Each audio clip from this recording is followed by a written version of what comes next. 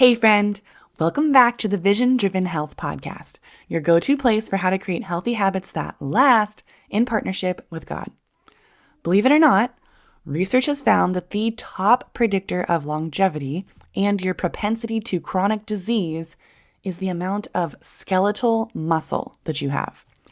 I'm doing this episode, one, because I think the info is super important for creating sustainable lifelong health, but also because I'm trying to amp myself up to get more consistent with my muscle building workouts. About a year ago, I threw out my back to where I was in bed for days, and I had to have friends come watch my boys. I'll share more about how that's progressed in the episode, but long story short, I'm in a place to finally start focusing on the kind of workouts that I love, which are the kind that build muscle. If you've never considered intentionally trying to build muscle, I would love for you to listen to this. And if you already know the benefits, or maybe you kind of know it's a good thing, but you haven't actively started building muscle, by the end of this episode, you'll learn how greatly beneficial skeletal muscle is for your long-term health in ways I'm sure many of you are completely unaware of and will be pleasantly surprised, maybe, and hopefully excited to start intentionally building muscle. And I'll even give you a few simple first steps that you can take to get you going. Let's get to it. Do you find yourself struggling to consistently implement healthy habits?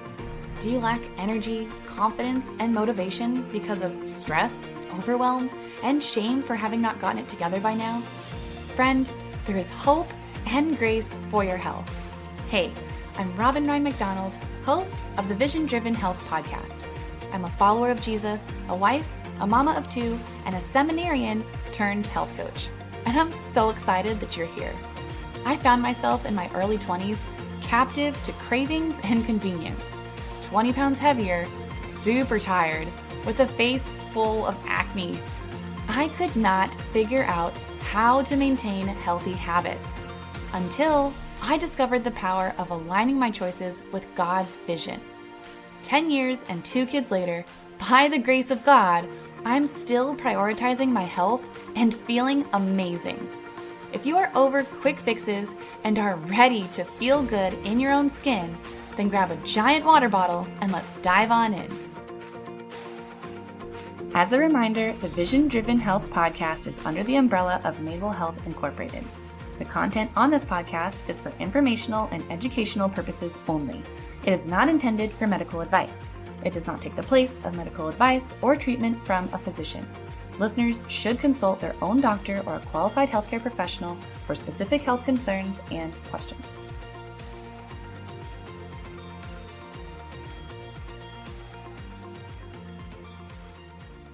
A major aspect surrounding the conversation on building muscle is how to get in enough protein. In order to build muscle, you need to consume muscle-building foods. And I think we all know protein is a primary focus for that. But it can be difficult to get in enough protein. So to make this easy for you, I've got a quick, simple guide with protein-packed recipes.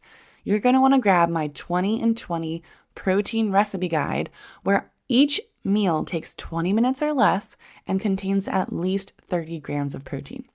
You can get that along with my 100-gram protein guide, where I show you 3 different breakdowns of what to eat in a day to hit at least 100 grams of protein in a simple, healthy way. You can grab both of these totally free at visiondrivenhealth.com/resources.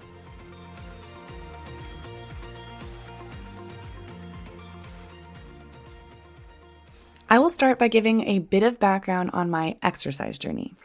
So I grew up being fairly active, mostly because of extracurriculars my parents had me involved with, and then eventually sports, which, by the way, I cannot emphasize how important it is to get your kids playing outside, moving their bodies, and to get them involved in some kind of sport or physical activity. I'm super grateful my parents encouraged me to try the different things that I did. I watched a ton of TV, I didn't eat well, and honestly, I think being physically active saved me from more substantial negative impacts on my health. So anyways, once I got to high school, I started to learn more about weightlifting. I learned in PE, and then by being in sports, we also did some intentional weightlifting as well. My teammates and I actually got gym memberships and would lift weights after practicing our sport, mostly my basketball teammates. we wanted to build muscle. I don't know. We decided it was cool to do. However, during this time, I was absolutely not eating enough protein and I was not eating healthily. I think this really affected my metabolism, especially once I got to college. When I was in high school, that my practices were, I don't know if they were every day. Maybe they were 3 days a week. Honestly, I don't remember. But I do remember that the actual practices were about 2 to 3 hours per practice. And for either sport, volleyball, basketball, whatever I was doing, I burned a ton of calories. And so this kept me thin. However, when I got to college, I was not doing 2 to 3 hours of physical activity most days. I still was lifting weights, but I also loved that there was a cafeteria with all you can eat food, and I was eating more, moving less, gained the extra 20 pounds. And I did eventually lose the weight. And I started to actually see definition with my muscles when I started working with a trainer. This was several years later when I was working with a trainer in preparation for my wedding. And I was also tracking my food. So I think I was a little bit better about getting in protein at this time because I was like, oh, I'm lifting weights and trying to get strong. Most people know, oh, I should try to eat more protein. However, I still didn't fully understand what I actually really needed to build the muscle. And it wasn't until I learned about nutrition and also started doing CrossFit that I really started to build strength and see the added muscle on my body. Now, let me be clear. I do not think you need to do CrossFit to build muscle. But what I do think made a big difference is that I was being challenged beyond what I did by myself by having a CrossFit coach to give me things that I would do that I wouldn't normally do just on my own. And this really helped me to be able to build strength, go beyond my capacity. And the other really big piece was protein consumption. And at this time, I finally had a better grip on macros and what it took to actually build muscle. Now, to give you a better understanding of how impactful skeletal muscle is, I'm just going to give you some important facts about it. Some experts are suggesting that building muscle is the most important safeguard for health because it most effectively paves the way for longevity. You're like, okay, cool, but how? So ultimately, it comes down to metabolic health, your metabolism. Poor metabolic health is almost always the precursor to chronic disease. Having healthy muscle mass directly impacts how your body processes food and energy, which is what directly correlates to your metabolism. So, and resistance training in particular allows your body to better convert carbs and fat to energy, and it significantly boosts your immune system, which boosting your immune system helps you to address inflammation and helps you to keep inflammation, the bad kind of inflammation, lower. And right now, a major problem with our food system and culture is the amount of sugar and refined carbohydrates that are consumed. So, right now in our day and age, I feel like I see people all the time with these coffee beverages. They're like bright blue or bright pink, or like the colors make me just concerned from the food dyes. But then I'm like, well, that probably has a ton of sugar in it. And, it's normal to get a 50 grams of sugar coffee drink in the morning, have a pastry with it, or have a breakfast sandwich with it that even though there might be some protein in the breakfast sandwich, which I'm happy about, we've still got the bread surrounding it. It's just a very high carb way to start the day. And it's usually a very high carb way to continue eating throughout the day. And this high glycemic way of eating creates an excess of glucose in the body. The body has a variety of ways to process and eliminate glucose effectively. Anything in high levels in the body is going to be toxic. And so glucose is no different. If you have too much of it, it negatively impacts you. And one of those ways to eliminate glucose is to send it to your muscles to be used. The more muscle you have, the greater capacity you have to handle and process the glucose, which also means the more carbs you could consume. Granted, I'm still a really big proponent for consuming high quality, low glycemic carbs. However, it's important to understand your muscles have such a greater capacity to take in glucose, and it actively uses the glucose for their purposes. Whereas your liver or other areas of your body that try to handle the glucose get really negatively impacted when there's too much. Now consider someone who doesn't lift weights, sits most of the day, and is unfortunately, and quite frankly, very weak. I think this is a lot of people. We maybe were more active when we were younger. Maybe we even played sports when we were younger.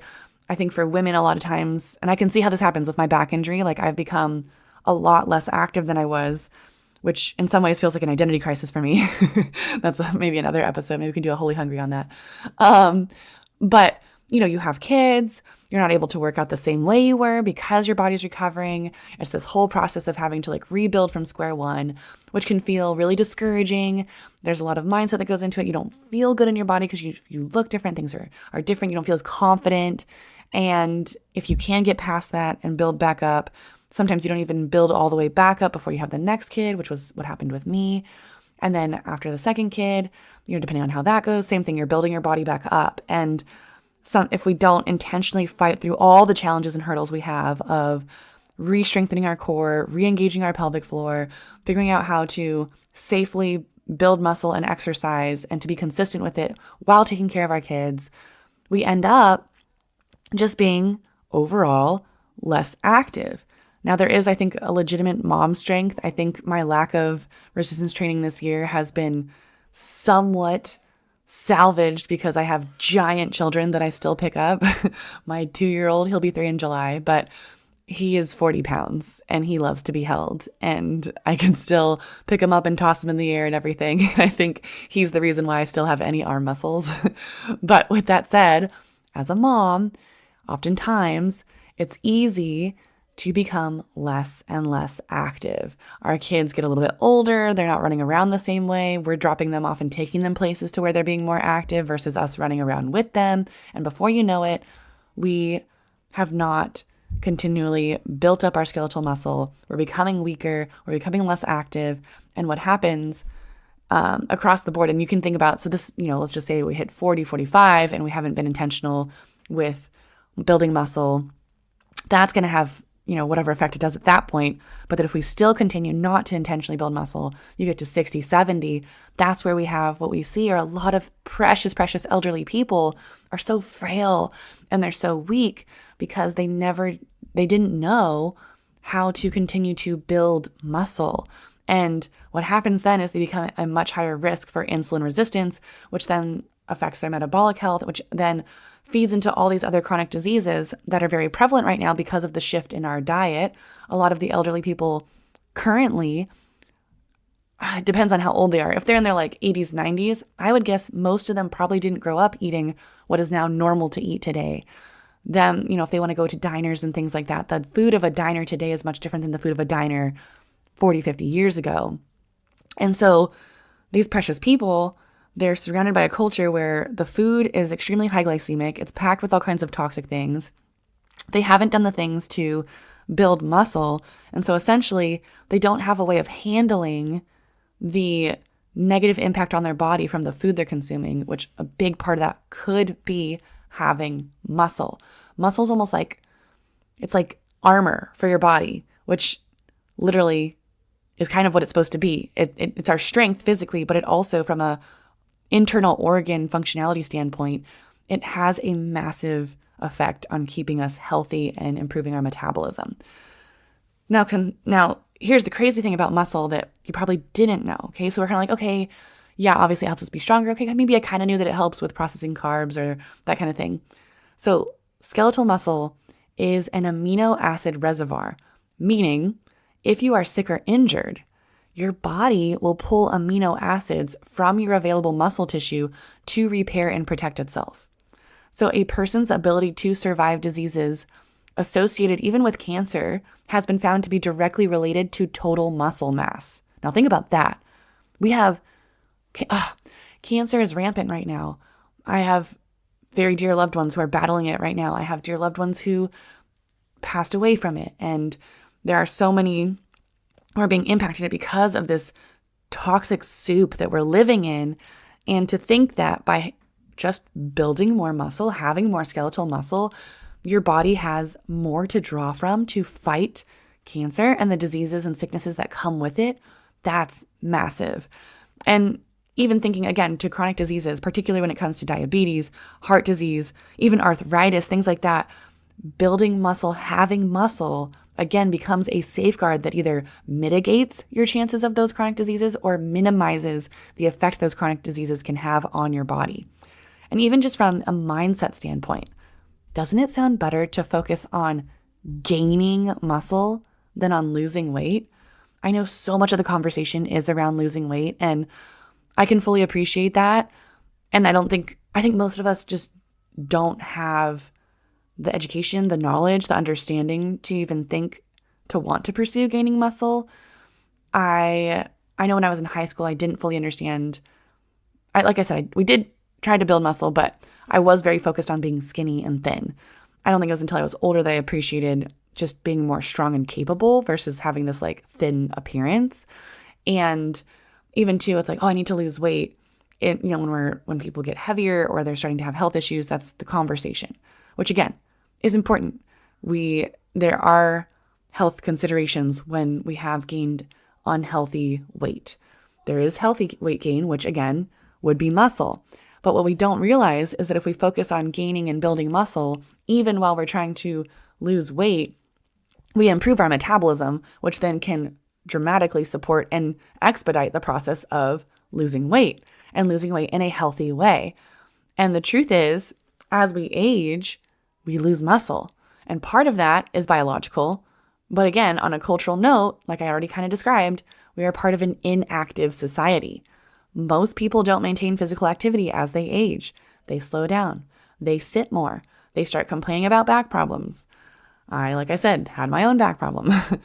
But there's always a way around it. So to get to my situation and story, I did CrossFit through my first pregnancy up until I delivered. I picked it up again after my oldest was born at the safe time. I waited a few weeks, like 7 or 8 weeks or whatever. And I was really slow and intentional with getting back into it, except for the one time where I did too many pull-ups and I got rhabdo, but that's a different conversation. So I wasn't necessarily the best at getting into it slowly. But then COVID happened. And so my gym had to shut down. Everything was shut down. I wasn't able to work out the same way. I had to figure out how to do workouts from home, which I did a decent job with. Thankfully, I had a friend who was also into working out that way. And so we would get together and lift weights that way.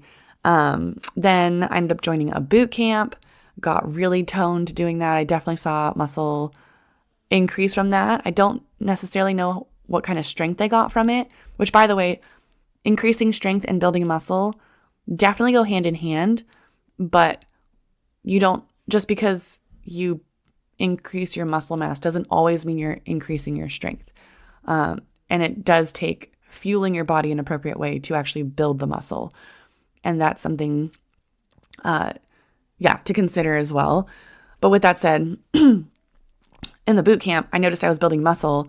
I don't know so much about strength because the movements that I were doing weren't necessarily focused on the same way CrossFit was, like, okay, let's see what your deadlift amount is. Okay, let's see how much you can squat. Let's see how much you can bench press. Whereas this was like, grab heavy weights, do this movement for 2 minutes, feel the burn.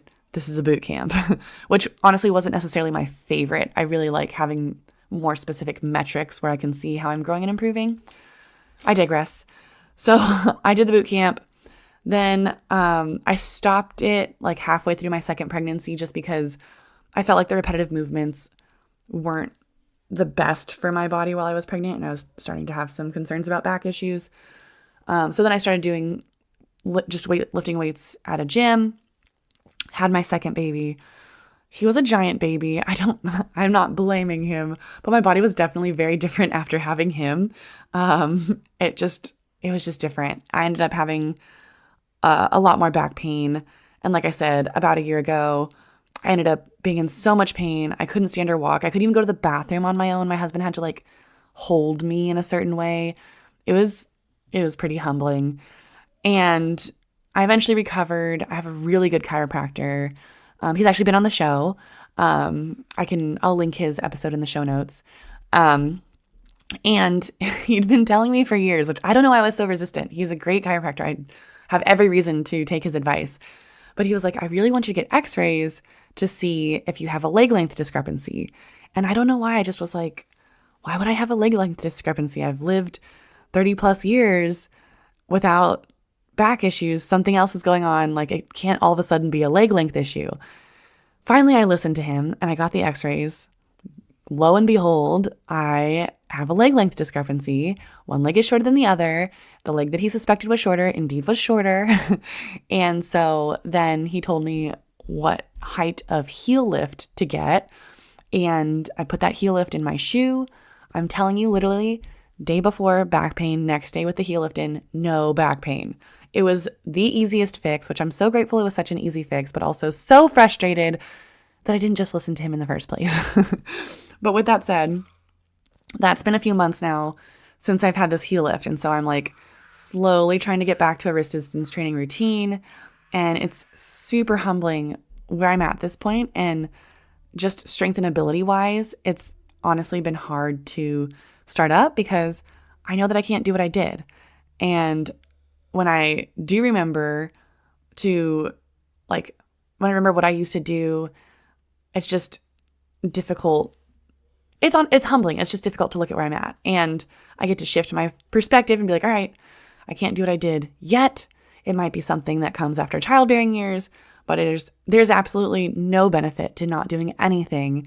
And it makes all the sense in the world to do what I can safely and reasonably to maintain and build muscle through all of this. We do want to have another child, and I think like, oh my gosh, like, and I'd like to in the near future. And so I'm like, okay, like I want to build strength before then, but then also I want to build strength during the pregnancy. And so there's so many considerations where it just can kind of feel like it can feel defeating. And if you're someone who's in that place and you're like, oh my gosh, me too, just know that you're not alone. It is challenging, especially the more kids you have, the busier you get. It's difficult to prioritize. But at the same time, like I said, I did this episode because I'm trying to amp myself up. And it's like, you know what? Like, this is worth it. And a lot of research is also showing what we do in our 20s, especially our 30s, really affects us as we get older. Now, if you're someone who's in your 40s, 50s, 60s, it's just as important to continue on because your body is resilient. It does take what we give it, both food and resistance training wise, and takes it and works for our good. So with that said, my boys do keep me moving, so I get a ton of steps in each day. I try to go for as many walks as I can.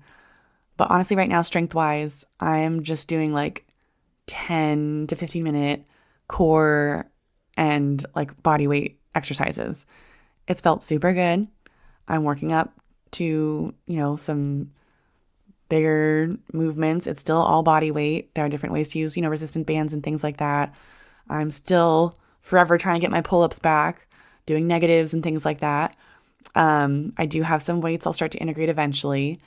But for anyone who's had a kid in the last 5 to 10 years, I just want to encourage you. And I actually want to really recommend using a specific app that I'll also include the link in the show notes for. It is called the Strong Like a Mother SLAM program. She has an app. It's amazing. I've been using it for a few years, actually, and I've been using it even when I was pregnant with my second. She's got pregnancy workouts. Every single workout she has pregnancy modifications. If you just had a baby, she's got hey, here's exactly where you start. And it's literally just learning how to breathe and engage your pelvic floor. She's big on rehabbing your pelvic floor, healing diastasis recti. And she's got everything that's like super basic, just starting out, body weight workouts to much more advanced heavy weightlifting options. And she also has like, I only have this, and this equipment. I want to do a 10-minute workout, spits out a workout for you. She's got like, you can have no equipment. You can have all the stuff. It's fantastic. I highly recommend it for all the mamas who want a way to work out well and to build muscle. She knows her stuff. So again, I'll include that link in the show notes. And I will say, and actually, just so you have it in your head as well, the link is visiondrivenhealth.com/slam, because that's what her thing is called. And if you're in a place too, where you're like, I don't know if I want to do an app. I don't really want to spend money on hiring somebody. I'm not sure I'm ready to invest in something yet. Totally get that. Though I can absolutely attest to how much greater improvement that happens when you invest in something. However, totally get it.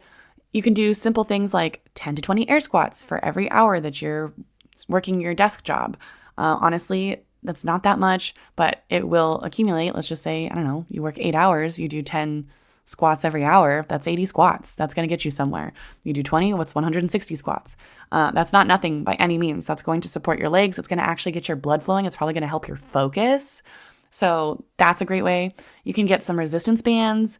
You can even bring them to, again, if you're doing a desk job or you're finding yourself more sedentary, you can do bicep curls, you can do presses, you can take walks with a weighted vest.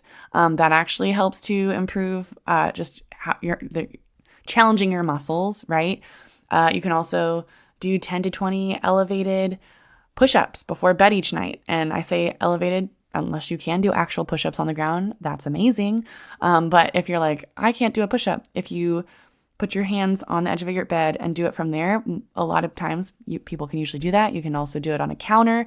If you need it to be higher, the higher you go, the easier it is. But that movement is going to help build muscle in your arms, your chest, your back, right? There are ways that we can be doing these things even if we don't have equipment or aren't investing in someone telling us exactly what to do.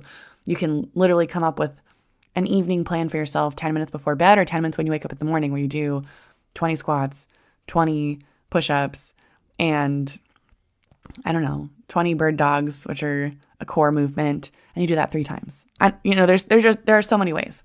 So with that said, you also want to be sure to consume at least 100 grams of protein minimum. Like that's like super duper minimum. Really, it should be closer to like 120, 140, 150 grams of protein. But what I've found, most clients I work with are not hitting even the 100 mark.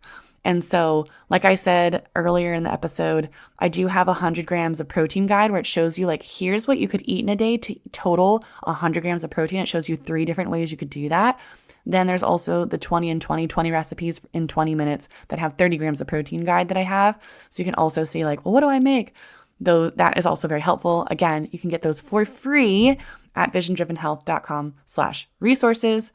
And just to give credit where credit's due, a lot of this information that I've provided you today, I have learned through listening to Dr. Gabrielle Lyon. She is passionate about building muscle. She's got a podcast. She also has a book called Forever Strong, which I highly recommend. And she's big on, I think she calls it muscle medicine, metabolic muscle medicine, something like that. But she's got great research. She's got great tools and resources. Highly recommend checking that out. But to summarize today's episode and reiterate the title, the top predictor of longevity and disease is how much skeletal muscle you have. And one major way you can improve that is to actively build muscle. So what does that look like for you today? If you aren't already planning to go to the gym, I encourage you to go. And if you don't go to the gym, do some of those squats. Can't do squats? Get up from a chair without using your hands or use them minimally and focus on using your leg muscles. There's always someplace we can start. There's always somewhere we can begin to start to build muscle. Find something you can do repeatedly to get those muscles moving. So with that said, I'm signing off. I'll talk to you next time, and I hope you have an amazing, blessed day.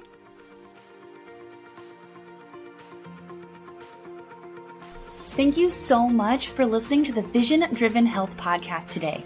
I hope this episode inspired you, supported you, and blessed you in some way.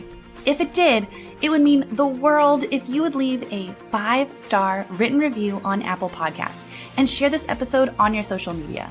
The more reviews and shares this gets, the more people can be blessed and encouraged in creating a Jesus-centered, sustainable, healthy lifestyle. If you want to hang with me and other Jesus-loving ladies who are creating healthy habits that last, be sure to join my free Facebook group, the Made Well Mastermind. Use the link in the show notes to join. Be blessed with hope, joy, and health. I'll see you next week. Again, the Vision Driven Health podcast is under the umbrella of Made Well Health Incorporated. The content on this podcast is for informational and educational purposes only. It is not intended for medical advice. It does not take the place of medical advice or treatment from a physician. Listeners should consult their own doctor or a qualified healthcare professional for specific health concerns and questions.